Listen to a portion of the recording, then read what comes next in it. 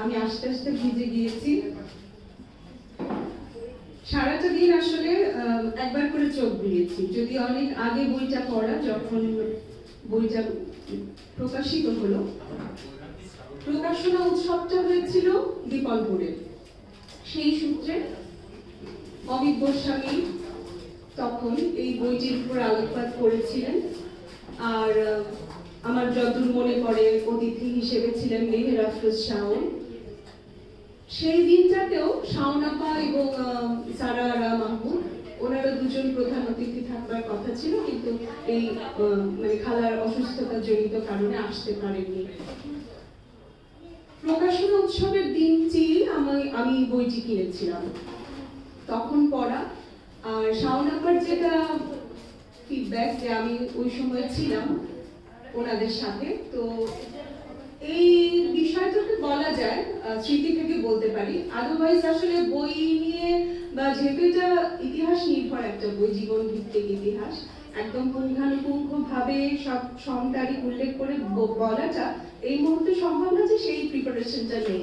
আর আমরা অধীর আগ্রহে অপেক্ষা করছি আসলে শারমিনের গল্প কথাগুলি শোনার জন্য, যেহেতু ওই বইটি আবার আমার প্রকাশনার। আমি শুনতে চাই বইটা রিভিউ, আর উনি অসম্ভব সুন্দর করে কথা বলেন। তো ওনার আগে কথা বলতে যাওয়াটার দুঃসাহস দেখাতে হচ্ছে, সেই জন্য স্মৃতি থেকে যেটুকু বলি।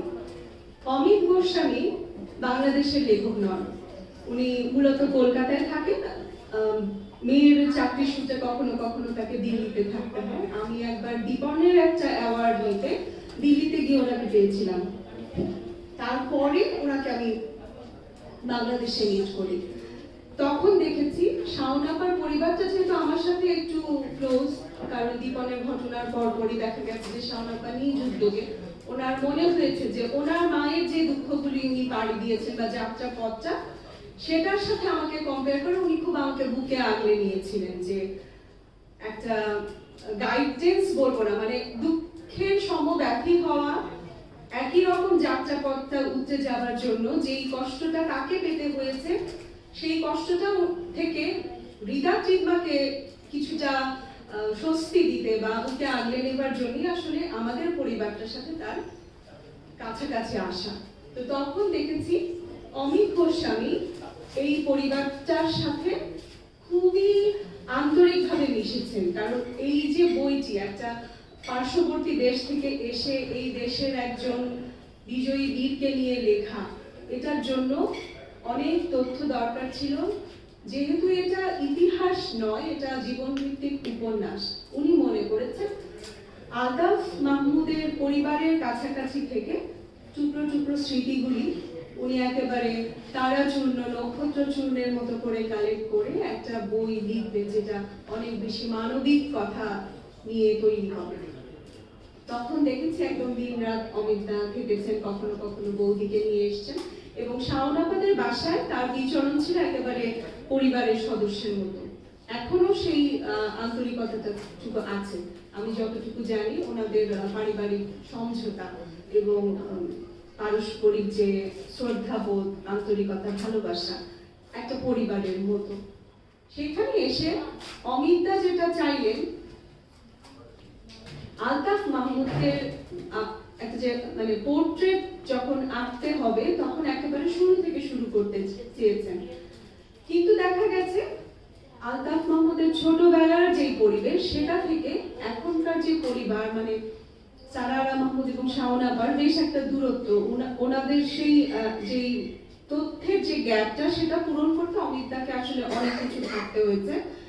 উনি বিভিন্ন সময়ে উনি যে বইগুলি পড়েছেন তার রেফারেন্সও দিয়েছেন। আলতাফ বইটি প্রকাশ করেছে বাংলা প্রকাশ, এবং এখানে যে ভূমিকাটা লেখা হয়েছিল সেটা আমি পড়ছি এই কারণে যে আমার ঠিক মুখস্থ নেই। কোনো মহান চরিত্র নিয়ে উপন্যাস লেখা খুবই কঠিন, কারণ ঔপন্যাসিকের স্বাধীনতা থাকে না।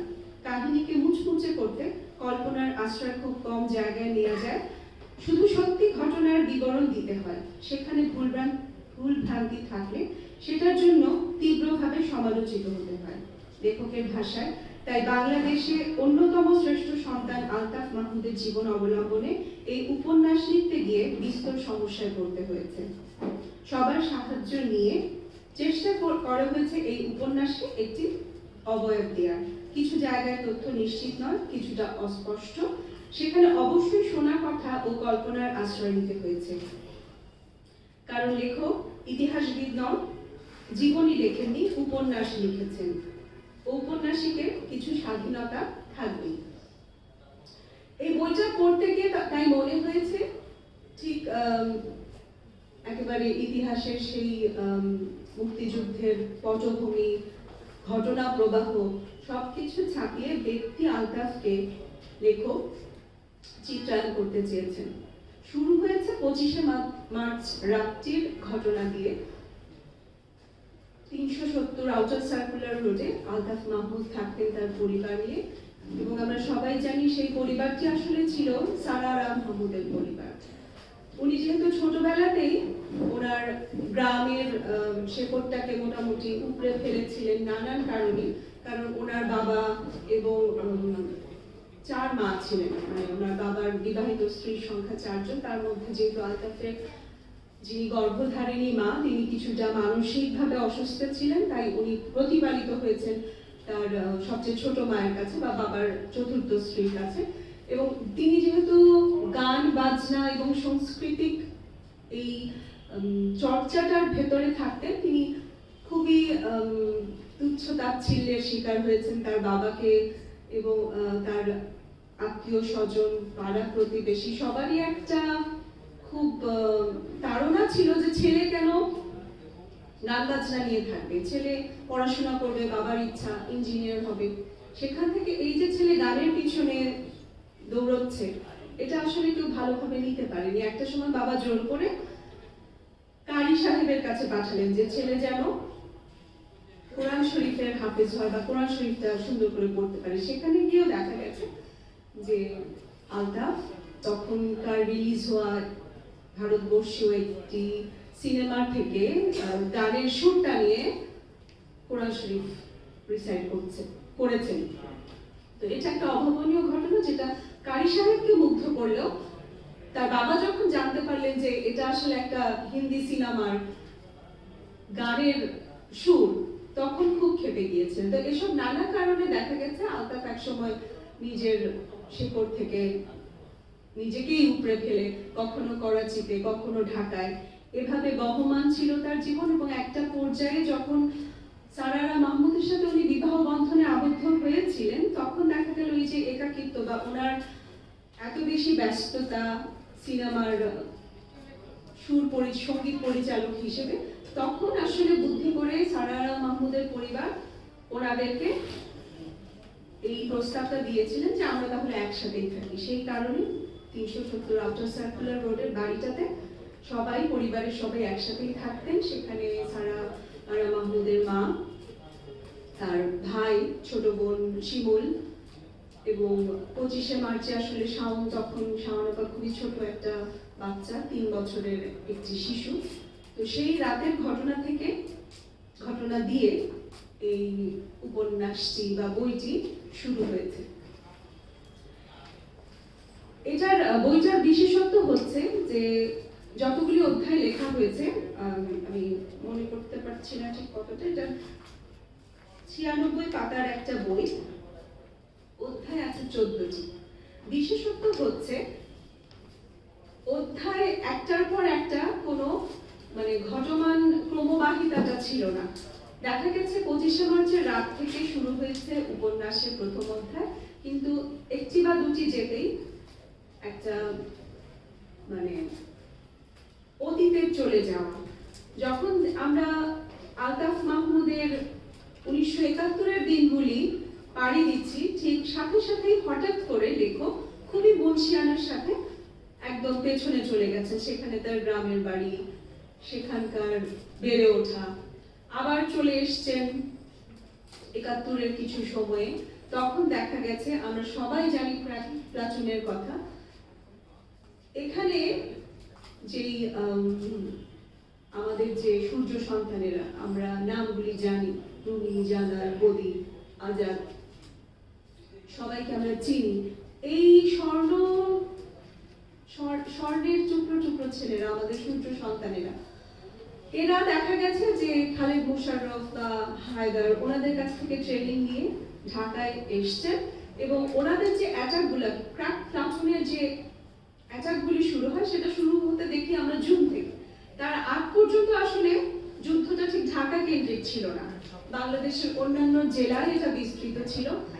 এই গল্পগুলি বলতে বলতেই অমিত গোস্বামী আবার আমাদেরকে টান দিয়ে নিয়ে গেছেন, কখনো করাচিতে, কখনো ঢাকার পুরনো ঢাকায়, যেখানে আলতাফ মাহমুদ একা একা জীবনে বিচরণ করছেন, অসম্ভব গুণবান একজন সুরস্রষ্টা হিসেবে। উনি যখন করাচিতে গেছেন, উনি সেখানকার ওস্তাদদের সান্নিধ্যে এসেছেন এবং সেই সুরগুলি উনি ধারণ করেছেন। ধারণ করে উনি সবসময় চেয়েছেন যে দেশে এসে এই সুরগুলি নিয়ে কাজ করবেন এবং একটা সময় করাচি থেকে তিনি চলেও এসেছেন। এখানে একটা ছোট্ট করে উনি এই লেখক একটা এনেছেন মেহেরুন্নেসার ঘটনাটা, যে মেহেরুন্নেসা খুবই ভালো একদম ওস্তাদ মাপের একজন গায়িকা ছিলেন, উচ্চাঙ্গ সঙ্গীত করতেন এবং উনি একসময় আলতাফ মাহমুদের যখন প্রেমে পড়ে যান তখন আলতাফ মাহমুদ মনে করেছেন যে এই বৃত্ত থেকে বেরিয়ে এখনই দেশে চলে আসতে হবে। তো আসার পরে দেখা গেল উনি সেই যে পাকিস্তানে অনেক বড় বড় ওস্তাদদের সংস্পর্শে এসেছিলেন, সেই অভিজ্ঞতা এবং জ্ঞানটুকু কাজে লাগিয়ে তিনি এখানে এসে বিভিন্ন গানের সুর করা শুরু করেন এবং তখনকার যুগে মানে এটা ৭১ পূর্ববর্তী যে সময়টা ৬৭, ৬৮, ৬৯ সবটুকুই আসলে অমিত গোস্বামী একটু একটু করে আমাদেরকে গল্পগুলো বলেছেন। উনি কোথায় থাকতেন, ছোট্ট একটা মেসে, সেখানে দিন রাত ইয়েতে কাজ করেছেন, বেবি ইসলামের সাথে কোনো এফডিসিতে কোনো চলচ্চিত্রের উনি সবসময় দেখা গেছে যে খুবই সফল একজন সঙ্গীত পরিচালক হিসেবে কাজ করেছেন। পাশাপাশি আবার অমিত গোস্বামী এই ক্র্যাক প্লাটুনের ঘটনাগুলি, হয়তো সেটা 19শে জুন শুরু হয়েছে, তারপর অগাস্টে একের পর এক প্রথম অ্যাটাকটা যখন হয় সেটা ইন্টারকন্টিনেন্টাল হোটেলে বিদেশি সাংবাদিকদের একটা তখন সম্মেলন চলছিল, সেই সময় প্রথম অ্যাটাকটা হয় এবং এই অ্যাটাকের কথা যখন খালিদ মোশাররফের কানে যায় উনি তখন মানে আনন্দের আতিশয্যে, আমি যেটুকু পড়েছি এখানে যে হায়দার উনি কাঁদছিলেন এবং খালিদ মোশাররফ আনন্দের আতিশয্যে বলে ফেলেছিলেন দিস পিপল আর ক্র্যাক। তো সেই থেকে ক্র্যাক প্লাটুন নামটা চলে এসছে। আমাদের মুক্তিযুদ্ধের যে গৌরবময় ইতিহাস তাতে এই ক্র্যাক প্লাটুনের এই ছোটখাটো ঘটনাগুলি, ছোটখাটো ঘটনা বলবো না, মানে যে কয়টি অ্যাটাক হয়েছে এগুলি আসলে আমরা আমাদের পরবর্তী প্রজন্মকে ঠিক জানাতে পারিনি, আমরা পাঠ্য বইয়ে পাইনি, অথবা ইতিহাস নির্ভর যে বইগুলি তাতে খুব ছোট করে এই কথাগুলির উল্লেখ আছে। এখানে অমিত গোস্বামী বিরোধিতা করেছেন বা প্রতিবাদ করেছেন, তিনি মনে করেছেন এই ঘটনাগুলি পরবর্তী প্রজন্মের জন্য লিখে যাওয়া দরকার, যার কারণে খুব বিস্তৃতভাবে উনি প্রত্যেকটা আক্রমণের পুঙ্খানুপুঙ্খ বর্ণনা দিয়েছেন এবং আমার বলতে গিয়েও গায়ে কাটা দিচ্ছে। তখন যখন আমি উপন্যাসের ভেতরে ঢুকে যাচ্ছিলাম বা যখন পড়ছিলাম তখন মনে হয়েছে যে কতটুকু ছেলে, মানে আমার ছেলের বয়স 20 বছর, তখন বদি বোধহয় সম্ভবত এরকম 20 বছরের একটা ছেলে, রুমির বয়সও তাই। তো এই ছেলেরা ঢাকা শহরে যে একের পর এক দুর্দান্ত আক্রমণ চালিয়েছিল, জানান দেয়া অস্তিত্বকে এবং ভয় দেখানো, এই পাক বাহিনীকে যে নাড়িয়ে দেয়া যে আমরাও আছি, এবং এই সূর্য সন্তানদের পেছনে যার মানে যে পরিবারগুলি ছিল, জাহানারা ইমামের কথা জানি, আজাদের মায়ের কথা জানি, সেই সবগুলি গল্প কিন্তু অমিত গোস্বামী খুব সুন্দর করে লিখে গেছেন এই বইটাতে। এবং আশ্চর্য লেগেছে যে বাইরের দেশের একটা মানুষ এসে এত সুন্দর করে কিভাবে আমাদের কথাগুলি লিখেন, এই কথাগুলি আমাদের লিখে ফেলার কথা ছিল। যে সংস্পর্শ শাওনাপা বা শাওনাপার পরিবারের সাথে আমার হতে পারে সেটা আমি না লিখে বাইরে থেকে একজন মানুষ এসে তার সাথে মিশে অত্যন্ত চমৎকার করে এই জীবনী ভিত্তিক উপন্যাসটুকু লিখে গেছেন। আমরা সবসময় বিশেষ করে আমি যখন বড় হয়েছি এমন একটা পরিবেশে যেখানে শহীদ বুদ্ধিজীবীদের পরিবারগুলি আমার সাথে সাথে পথ চলেছেন। তো ওই পরিবারের দুঃখগুলো দেখে দেখে আমি জানি যে কতটা অসহনীয় কষ্ট বহন করেন একজন শহীদ যারা। সেই সূত্রে অমিত গোস্বামী সারা আরা মাহমুদের সাথে খুব ঘনিষ্ঠ হয়ে গল্পগুলি তুলে এনেছেন এই বইয়ে, খুবই মানে হৃদয়ে স্পর্শ করে। আমি যদি একটা চিঠি পড়তে পারি, আমি যদি খুঁজে পাই, যেমন উনি কিন্তু গানের টিচার ছিলেন শিমুল আপার, তো সেখান থেকে ওই পরিবারের সবাই গুণমুগ্ধ ছিল আলতাফে, যে ছেলেটা এত সুন্দর গানের গলা, মানে যখন উনি করাচি থেকে ফেরত এসেছেন এবং ওই সময় গান শিখাতে শিখাতে হঠাৎ করে সারারা মাহমুদকে একদিন উনি রিহার্সালে দেখেন এবং উনি অসম্ভব ভালো লেগে যায় ওনার। তো এটা তো সেই সময় আসলে এরকম আমরা যেরকম মেসেঞ্জার ইউজ করি, হোয়াটসঅ্যাপ ইউজ করি, ফেসবুকে বলে ফেলি অনেক কথা, সেই সুযোগটুকু ছিল না। পারিবারিক আবহ কিংবা আমরা বোধহয় তখন খুবই রক্ষণশীল পরিবার নিয়ন্ত্রণ করতাম, যার কারণে আসলে পট করে বলে ফেলাটা হয়নি। কিন্তু পরবর্তীতে শিমুলের কাছে একদিন এসে সারারা মাহমুদকে উনি একটা চিঠি ড্রপ করেন। চিঠিটা আমি পড়তে চাই, আর যেটা মানে উল্লেখ করতে ভুলে গেছি, উনি যখন গ্রামের বাড়িতে থাকতেন তখন উনি নিজেকে ঝিলু দা গ্রেট বলতেন, যেটা হয়তো আমরা জানি। ওনার নাম ছিল ঝিলু এবং কাকতালীয় ভাবে যে মেয়েটির প্রেমে তিনি পড়েন তার মানে সারারা মাহমুদ, তার নামটা ঝিনু।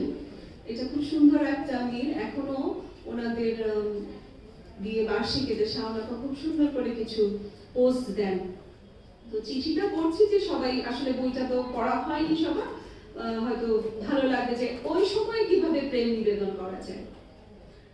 ঝিনু, আমার জীবন আদৌ হিসেবে নয়, বড্ড হৃদয়কারিত, সে আমি বুঝি। তাই গত দুদিনেই তোমাকে না দেখে মনটা বড় বিক্ষিপ্ত হয়ে আছে। মন বসছে না কোনো কাজে, এমনকি সঙ্গীতেও। শীত আসছে, পাতা ঝরে যাচ্ছে গাছে, দিবাগী হচ্ছে ভোগী, রিক্ততার দিন আসছে সামনে। তোমার কণ্ঠ শুনতে চাইছি বারে বারে, চাইলেই বা পাচ্ছি কই। এই দুদিন শুধু তোমার কথা মনে পড়ছিল, তাই ভাবলাম যে তোমায় কিছু পাঠাই আজ, কিছু কথা যা ধ্রুব সত্যি আমার জীবনে। জানি না কি যে দেখেছিলাম তোমার ওই মুখটিতে ছিল, এত যুগ ধরে কত মুখই তো দেখলো এই পোড়া চোখ দুটি, কিন্তু এমন করে আর কোনো মুখই তো আমার সর্বস্বকে চুম্বকের মতো আকর্ষণ করেনি। ভালো না বাসলেই হয়তো ভালো ছিল, তুমি এত ছোট আমার থেকে, কিন্তু কি করব, ভালো তো কাউকে পরিকল্পনা করে বাসা যায় না, ভালোবাসা হয়ে যায়, ঘটে যায়, তখন আর কিছুই করার থাকে না। যারা হারাবার ভয় করে না কিছুতে, একমাত্র তারাই ভালোবেসে সব হারাতে পারে। তাই জীবনের প্রাপ্তিকে অর্থবহ করে তোলে ভালোবাসা। যে ভালোবাসা পায়নি তার জীবন বৃথা। তাই তোমার কাছে একটাই জিজ্ঞাসা, তুমি কি আমার ভালোবাসা স্বীকার করবে? জানিও, আলতু। তো সেই থেকে কিন্তু এই আলতু নামটা পরিবারে ঢুকে গেছে, মানে সারারা মাহমুদের মা ভাইয়েরা এই আলতাফ মাহমুদকে আলতু বলে আদর করে ডাকতেন। ওনাদের বিয়ের ঘটনাটাও বেশ নাটকীয়। রাজি ছিলেন না পরিবার, তারপরে রাজি করানো হয়েছে। সেখানে সুফিয়া কামাল, আমাদের কবি সুফিয়া কামালের ভূমিকাটা বড় ছিল। আর বেহিসেবি জীবন এজন্য যে যারা গানের ভেতরে ঢুকে যান, যিনি স্রষ্টা, যিনি সুরস্রষ্টা, তিনি আসলে দিন দুনিয়ার খেয়াল রাখতে পারেন না। এতটাই সৃষ্টিশীল এই জগৎটা যে একটা সিনেমার ভেতরে যখন উনি ঢুকে গেছেন, রাতের পর রাত দেখা গেছে বাড়ি ফিরতে পারেননি, কাজ করছেন। এর মধ্যে যখন যুদ্ধটা শুরু হলো,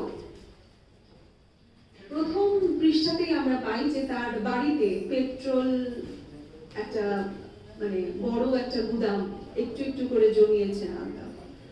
অমিত গোস্বামী উৎসাহিত হয়েছেন এই কারণে যে উনি যখন প্রাক্তনের কথা শুনছেন বা পড়ছেন বা জানছেন, ওনার মনে হয়েছে যে এর পেছনে একটা বড় বুদ্ধিমান মগজ কাজ করছে। উনি তুলনা করেছেন, যেটা অনেক সময় ওনার পোস্টে দেখেছি বা এই বইয়ের কোনো রিভিউতে দেখেছি, যে ওনার মনে হয়েছে উনি বাংলাদেশের একজন চে গেভেরাকে পেয়েছেন, আলতাফ মাহমুদের ভেতরে, যে এই যে ছোট ছোট ছেলেগুলোকে এক করে শক্তিতে উৎসাহিত করা, উদ্দীপ্ত করা এবং পুরো প্রক্রিয়াটাকে পরিকল্পনা করে সুপরিকল্পিতভাবে এই অ্যাটাকগুলি করা, এবং এই যে একটার পর একটা অ্যাটাকে ওনার যে অবদান, এটার কারণে আসলে উনি অনেক বেশি মুভড হয়েছেন যে এই মানুষটার জীবনী আমাদেরকে জানতে হবে। এবং পরতে পরতে আমরা দেখি যে উনি কিভাবে কাঁঠাল গাছের নিচে এই অস্ত্রগুলি লুকিয়ে রেখেছেন কিংবা পেট্রোল জমাচ্ছেন, এক একটা অ্যাটাকে উনি নিজে গাড়ি ড্রাইভ করে সেগুলো দিয়ে আসছেন বা তাদেরকে উদ্ধার করে আনছেন। অনেকগুলি নাম আছে, কিন্তু মূল পরিকল্পনাকারী এই আলতাফ মাহমুদ, যিনি আমাদের ইতিহাসে সুরস্রষ্টা হিসেবে যতটা গুরুত্ব পেয়েছেন, একজন মানে কঠিন প্লাটুন পরিকল্পনাকারী হিসেবে সেই গুরুত্বটুকু পাননি। আমাদের ছেলেরা, মেয়েরা, আমাদের বাচ্চারা, ওরা আমার ভাইয়ের রক্তে রাঙানো এই গানটির সুরস্রষ্টা হিসেবেই আলতাফকে চেনে, কিন্তু তার বাইরে যে ওনার একটা মুক্তিযুদ্ধে অবদান, এটা কিন্তু আমরা অনেকেই জানি না। এটা জানার জন্য অসম্ভব সুন্দর একটা বই আলতাফ। আমি মনে করি যে এরকম বই আরো লেখা উচিত, যে মানুষটা আরেকটা দেশ থেকে এসে এই বইটা লিখে গেল, আমাদের দেশের ভেতরে বসে থেকে এরকম আরো কিছু বই লিখে যাওয়াটা আমাদের দায়িত্ব। আমি জ্যোৎস্না জননীর গল্পের যখন আলোচনা হচ্ছিল, যে ওটি টেবিলে হুমায়ুন আহমেদ অনুধাবন করেছিলেন যে তার দায়িত্ব বাকি রয়ে গেছে, যে এই উপন্যাসটা উনি শেষ করবেন। তো নতুন যারা উপন্যাসিক আছেন, নতুন প্রজন্মের, তাদের কাছেও একটা অনুরোধ থাকবে কিংবা দাবি থাকবে যে আলতাফকে নিয়ে আরো অনেক এরকম জীবনধর্মী উপন্যাস এবং পাঠ্য বইয়ে যাতে আলতাফ মাহমুদকে তুলে আনা হয়, সেখানে আসলে আমাদের কাজ করতে হবে। একটা অদ্ভুত সুন্দর একটা ইতিহাস, একটা ভীষণ দুর্দান্ত ইতিহাস এই প্রাক প্লাটুনের ইতিহাস, এবং এর পেছনের মানুষগুলিকে আমরা টুকটাক নামে চিনি কিন্তু অতটা জানি না। এই জানার কাজটুকু আসলে শেষ করতে হবে। এই 50 বছরে যেটা পারিনি, হয়তো সামনের 50 বছরে ওই পথটুকু উচ্চে যেতে হবে। আরো সুন্দর সুন্দর বই হবে আলতাফকে নিয়ে, আমরা জানবো যে কষ্ট শাওনাপা এবং তার মা বয়ে বেড়াচ্ছেন, তাদের পাশে থেকে এই অনুভূতিগুলি জেনে নেওয়ার সময়টাও তো আমরা হয়তো পাবো না। একদিন প্রাকৃতিক নিয়মে সারারা মাহমুদকে চলে যেতে হবে, তখন কি তার কাছ থেকে আমরা জানতে পারবো যে এই মানুষটা কেমন ছিলেন? একদিন শাওনাপাকে চলে যেতে হবে, তখন কি আর শুনতে পাবো যে বাবাহীন এই যাত্রাপথটা কতটা কষ্টের? আজকের এই সময়টাতে উনি যেরকম রিদাত্রিমাকে সঙ্গ দেন, উনি কিন্তু ওই দুঃখ বোধ থেকে সঙ্গ দেন, যে ওনার প্রতিটা জন্মদিনে মনে হচ্ছে বাবা নেই, সাথে নেই, প্রতিটা আনন্দ উৎসবে মনে হচ্ছে বাবা সাথে নেই। সেই দুঃখ থেকে আসলে রিদাত্রিমার পাশে দাঁড়ানো। আজকে যে আমাকে রেফার করেছেন, আসলে আমি এই অনুষ্ঠানে কথা বলবারই যোগ্যতা রাখি না, আমি কথা বলতেও পারি না, আর বইয়ের আলোচনাটা একটা বিশাল ব্যাপার, আমি সেই বোদ্ধা নই, কিন্তু ওই পারিবারিক টানে বা অনুরোধে আসলে কিছুটা বলতে আসা। আশা করছি বইটা সবাই পড়বেন, অনেক সুন্দর করে লেখা আছে আলতাফ মাহমুদকে। ধন্যবাদ।